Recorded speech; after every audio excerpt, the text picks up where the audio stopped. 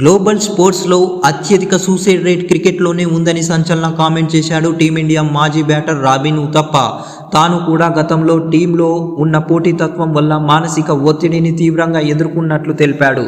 క్రికెట్లో కేవలం ప్లేయర్స్ మాత్రమే కాదని అంపైర్స్, బ్రాండ్ కాస్టర్స్తో సహా పలు విభాగాలకు చెందిన సభ్యులు చాలామంది ఒత్తిడి తట్టుకోలేక ఆత్మహత్యకు పాల్పడినట్లు వెల్లడించారు. నాకు తెలిసింది ఈ నిజం చాలా తక్కువ మందికి తెలుసు.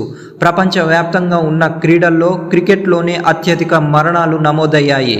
ఇది చాలా తక్కువ మందికి తెలిసిన నిజం. క్రికెట్ ఆడే ప్లేయర్స్ మాత్రమే కాదు, ఈ క్రీడల్లో భాగమైన ఇతర సభ్యులు కూడా చాలామంది ఆత్మహత్యకు పాల్పడిన సంఘటనలు ఉన్నాయి. క్రికెట్ అనేది టీమ్ స్పోర్ట్స్ కన్నా ఇండివిజువల్ స్పోర్ట్స్. ఎందుకంటే మ్యాచ్లో మీరు మీ ఓపెనర్ పార్ట్నర్తో పోటీ పడుతున్నట్టే జట్టు బయట ఉన్న మూడో ఓపెనర్తోనూ పోటీ పడాల్సి ఉంటుంది.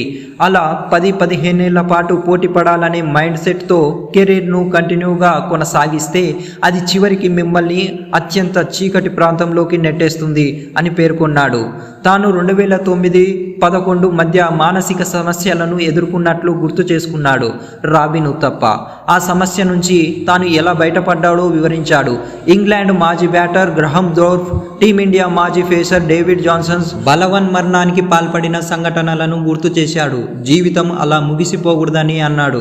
2011లో నేనెందుకు మనిషిగా పుట్టానా అని సిగ్గుపడ్డాను. ఒకానొక దశలో నెక్స్ట్ ఏం చేయాలో తెలియక సతమతం అవుతాం. నేను కూడా అంతే. కానీ ఆ తర్వాత దాని నుంచి బయటపడ్డాను అని చెప్పుకొచ్చాడు. కాగా రాబిన్ ఉతప్ప తన 9 ఏళ్ల కెరియర్లో 59 వన్డే, టీ20 అంతర్జాతీయ మ్యాచ్లు ఆడాడు. అలానే సౌత్ ఆఫ్రికాలో 2007 టీ20 ప్రపంచ కప్లో గెలిచిన జట్టులో సభ్యుడిగా కూడా ఉన్నాడు.